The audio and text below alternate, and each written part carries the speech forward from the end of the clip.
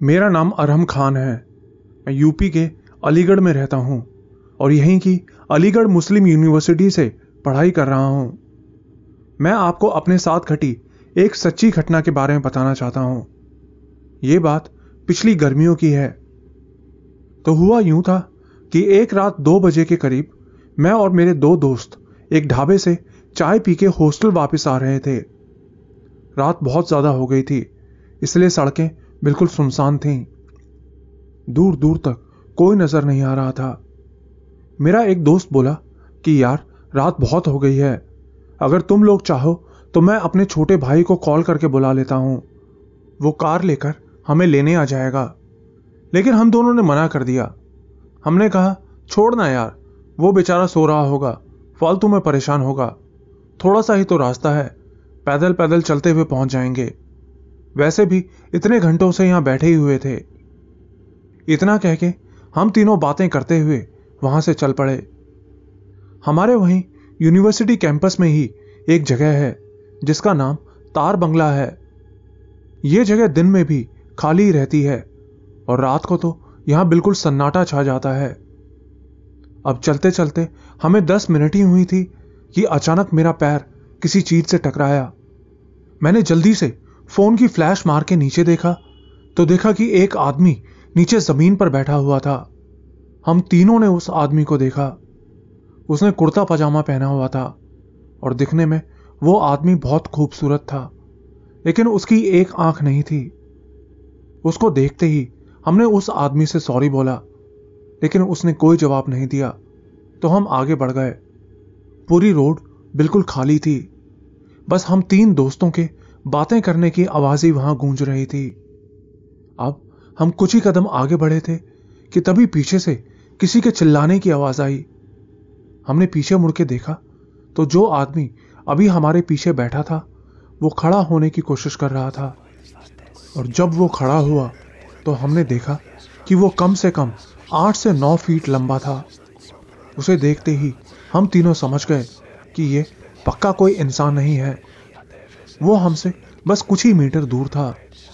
उसके हाथ इतने लंबे थे कि मैंने पहले कभी इतने लंबे हाथों वाला इंसान नहीं देखा था। हम उसे देखते ही भागने लगे।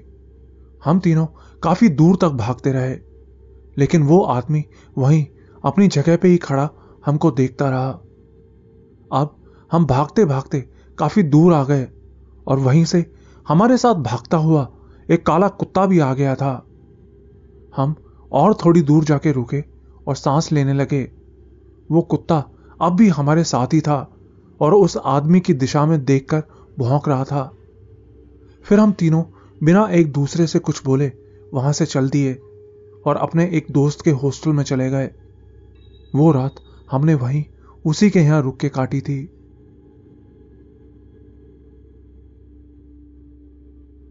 मेरा नाम दिव्या है और मैं बिहार के गया से बिलोंग करती हूं, लेकिन अभी मैं एक दूसरे शहर से पढ़ाई कर रही हूं। मैं जो घटना आपके साथ शेयर करने जा रही हूं, ये मेरे भैया के साथ हुआ था। यह अभी कुछ ही दिन पहले छठ पूजा के टाइम की बात है। तो हुआ यूं था कि हमारे बिहार में छठ पूजा का त्योहार बहुत अच्छे से मनाया जाता है।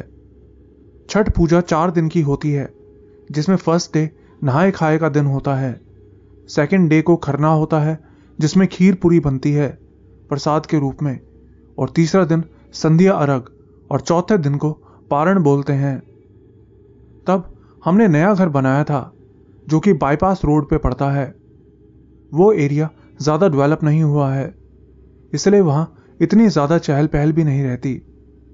वहीं हमारे घर में छठ पूजा हो रही थी, लेकिन मेरे एक भाई किसी वजह से गृह प्रवेश में नहीं आ सके, इसलिए वो सीधा छठ पूजा के खरने वाले दिन आने वाले थे। लेकिन उस दिन भी आते आते उनको बहुत देर हो गई। रात के 9 बज गए थे। उनको हमारे घर का रास्ता भी नहीं पता था, इसलिए उन्होंने हमसे कॉल करके पूछा कि कौन से रास्ते से आना है। असल में वहां से 2 रास्ते आते थे। एक लंबा रास्ता था जो कि बिल्कुल सेफ है, और एक दूसरा रास्ता है जो कि छोटा तो था, लेकिन वो एक जंगल से होके आता था। उनको आना तो लंबे वाले रास्ते से ही था, लेकिन वो गलती से उस दूसरे वाले रास्ते पे चढ़ गए। वो बाइक पे थे। अब वो कुछ ही दूर गए थे कि उन्हें रास्ते के बीच एक आदमी खड़ा दिखाई दिया। वो आदमी बिल्कुल सफेद था। पहले तो उनको लगा कि ये हमारी तरह कोई नॉर्मल इंसान ही होगा, इसलिए वो भी बिना रुके उसकी तरफ जाते रहे। लेकिन जैसे जैसे वो उसके पास जा रहे थे, उनको अजीब सा डर लग रहा था। तो उन्होंने अपनी बाइक रोक दी और उस आदमी को ध्यान से देखने लगे। तभी उन्होंने देखा कि वो आदमी भैया को अपने पास बुला रहा था, एक अजीब सी धुंधली सी आवाज में।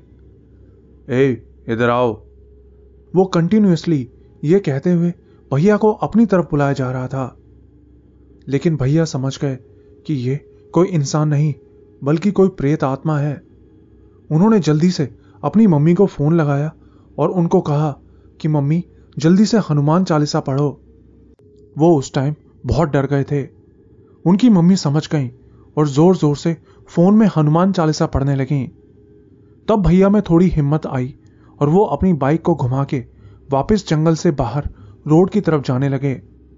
फिर बाहर रोड पे पहुंच के उन्होंने मेरे मामा को कॉल करके बताया कि वो वापस जा रहे हैं, उन्हें उस रास्ते से आने में बहुत डर लग रहा है। तो फिर मेरे मामा और बाकी के 3 भाई सब मिलके उन्हें लेने गए और तब जाके वो हमारे घर आ सके। घर आके उन्होंने ये पूरी बात हमें बताई। बाद में मेरी मम्मी ने हमें बताया कि भैया जिस रास्ते से आ रहे थे वो रास्ता पहले एक मुस्लिम कब्रिस्तान हुआ करता था। वहां बहुत से लोगों की लाशें दफन हैं और पक्का उन्हीं में से ही कोई प्रेत आत्मा उन्हें मिल गई होगी। पर भैया की किस्मत और छठी मैया के आशीर्वाद से भैया उस दिन सही सलामत घर पहुंच गए।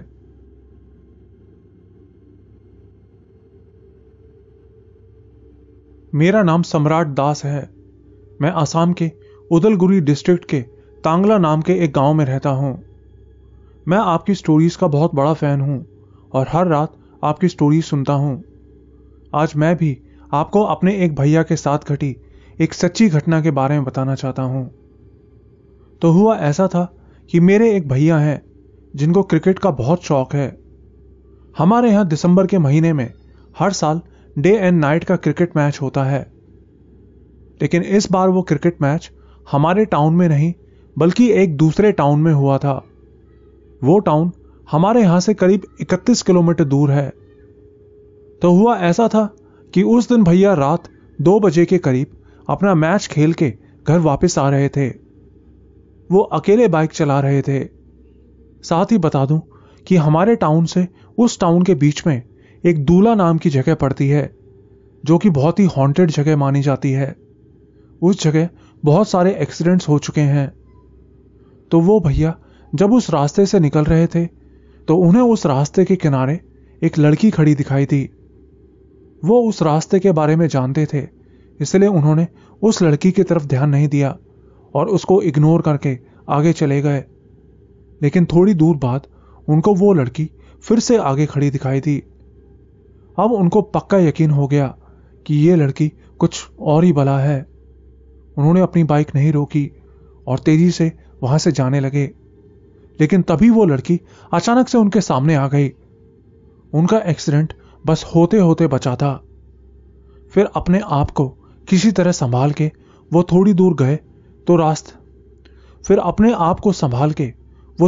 गए तो उन्हें रास्ते के किनारे एक घर में लाइट जलती दिखाई दी। तो वो जल्दी से मदद मांगने के लिए उस घर में चले गए। घर के बाहर जाके उन्होंने दरवाजा खटखटाया तो एक अधेड़ उम्र का आदमी बाहर निकल के आया। भैया की हालत देखकर वो आदमी समझ गया कि इसके साथ क्या हुआ होगा। फिर भैया ने उसे सारी बात बताई तो उस आदमी ने भैया को एक तावीज दिया और कहा कि अब वो तुम्हारा कुछ नहीं बिगाड़ पाएगी। उसके बाद भैया को घर आने तक वो लड़की दिखाई नहीं दी। घर आते ही उन्होंने सारी बात अपनी मां को बताई तो उनकी मां ने जल्दी से बाहर ही उनके पैरों को तुलसी के पानी से धोया। उस वक्त उन दोनों ने देखा कि वो लड़की तब भी उनके घर के सामने फुटपाथ पे बैठी हुई थी। उस दिन के बाद वो लड़की उन लोगों को फिर कभी दिखाई नहीं दी। ये बिल्कुल सच्ची घटना है।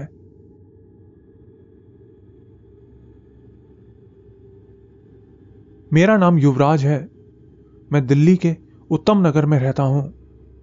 आज मैं आपको मेरे साथ घटी एक सच्ची घटना के बारे में बताने वाला हूं। यह 2021 की बात है। साल 2021 जून के महीने में मेरे पापा को हार्ट अटैक आया था, जिसके बाद उनका ऑपरेशन हुआ। ऑपरेशन के बाद उनकी तबीयत खराब रहने लगी थी। इसके बाद से मैं पूरे दिन में बहुत कम सोता था, क्योंकि मुझे पापा को टाइम से दवाइयां देनी होती थीं। लेकिन फिर अचानक से ही घर में सब कुछ बुरा होता चला गया।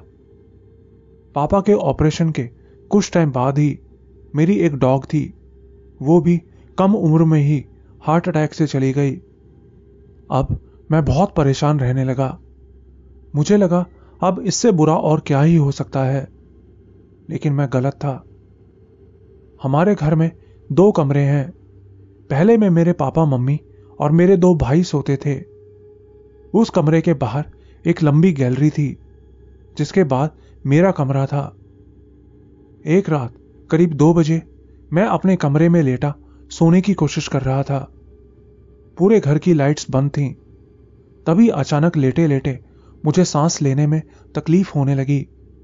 मेरी चेस्ट भारी महसूस होने लगी थी। ऐसा लग रहा था जैसे कोई मेरे ऊपर बैठा हुआ है। मैं जल्दी से खड़ा हुआ और बाहर बालकनी में जाके खड़ा हो गया।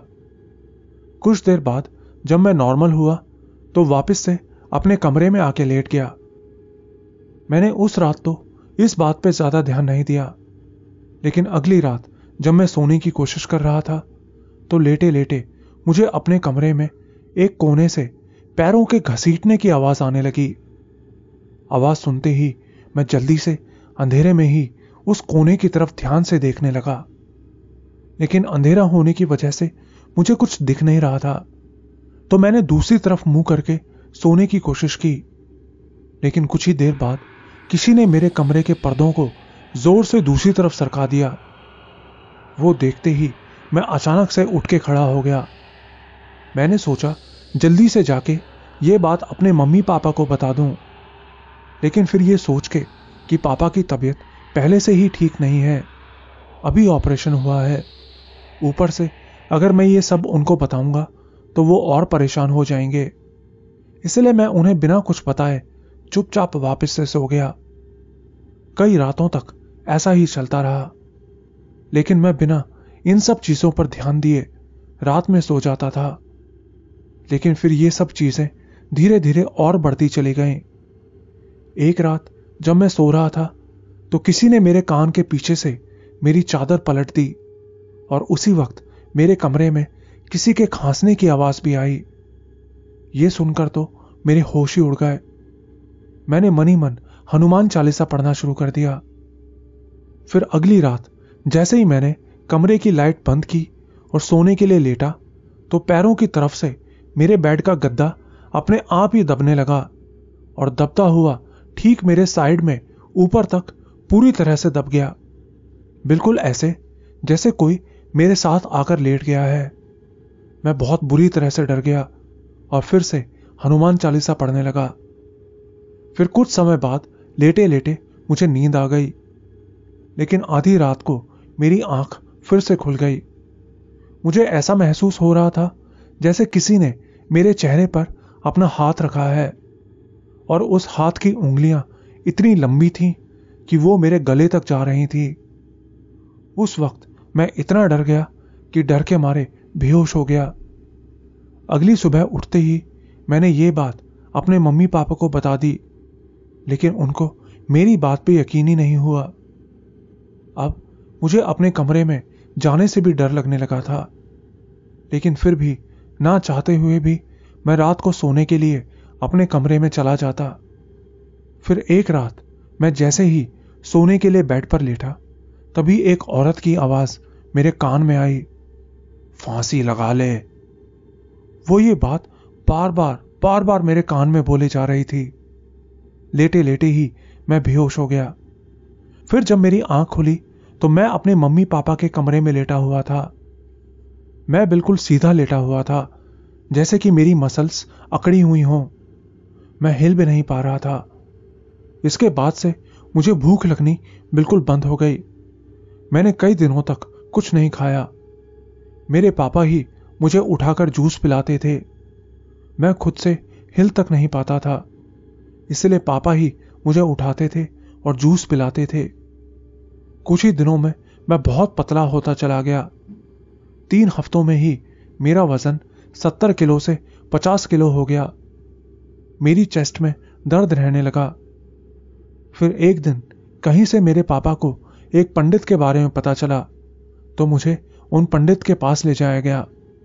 उन्होंने मुझे देखते ही कहा कि इसके ऊपर काला जादू किया गया है और ये इसकी मौसी ने ही करवाया है, इसे खाने में कुछ खिलाकर। फिर पंडित जी ने पूजा की और अगले ही दिन मैं ठीक हो गया। मुझे भूख लगना शुरू हो गई और मेरी सेहत भी ठीक होने लगी। इस घटना में मेरे पापा ने मेरी बहुत मदद की थी, लेकिन कुछ दिन बाद ही मेरे पापा को एक और हार्ट अटैक आया, जिसमें उनकी डेथ हो गई। जय माता रा। जो मारण क्रिया, जो पुतुल क्रिया आप लोग सोचते हो तंत्र में उल्लेख है, मारण क्रिया पिशाच तंत्र में किया जाता है किसी के क्षति के लिए। तंत्र में कभी भी मारण क्रिया किया नहीं जा सकता, क्योंकि ये मारण अपने आसुरिक वृत्ति को मारण करना है। जो अपने आप का आसुरिक भाव को मार नहीं सकता, वो दूसरों को क्या मार पाएगा। जो ये गलत तरीका इस्तेमाल करता है, वो खुद का विनाश बुला के लेके आते हैं। आनंद में रहो। जय माता रा।